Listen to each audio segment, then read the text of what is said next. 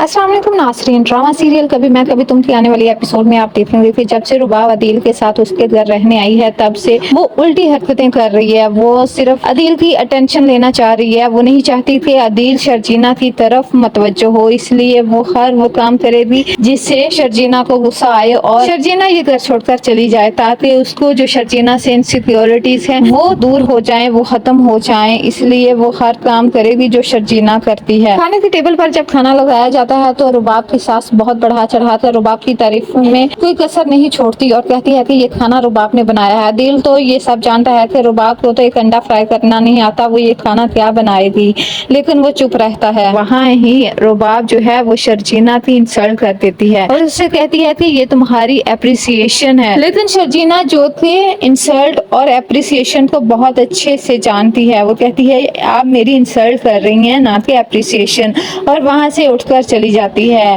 उसके हक में ना ही कोई और बोलता है और ना ही मुस्तफा। और तब शर्जीना को बहुत ज्यादा गुस्सा आता है। वो मुस्तफा को कहती है कि मुझे दुख इस बात का नहीं कि रुबाब ने मेरी इंसल्ट की, बल्कि मुझे दुख इस बात का है कि मुस्तफा तुम नहीं बोले, तुम्हें वहाँ मेरे हक में बोलना चाहिए था और मेरे लिए स्टैंड लेना चाहिए था। मुस्तफा जो कि पहले ही बहुत ज्यादा बदसन हो चुका है, उसे शर्जीना की सही बात भी गलत लगती है। वो उसे कहता है तो मुझे लगता है शर्जीना ये रिश्ता तुम्हारे लिए बोझ बन चुका है, तुम इस रिश्ते को निभाना ही नहीं चाहती, इसलिए बार बार बहाने ढूंढ रही हो इस रिश्ते से आजाद होने के। तो मैं तुम्हारा शौक ये भी पूरा कर देता हूँ और मैं तुम्हें इस रिश्ते से आजाद कर देता हूँ। ये बात सुनकर तो शर्जीना के पैरों तले से जमीन ही निकल जाती है। उसने कभी सोचा भी नहीं था कि मुस्तफा उसे इस तरह बात करेगा।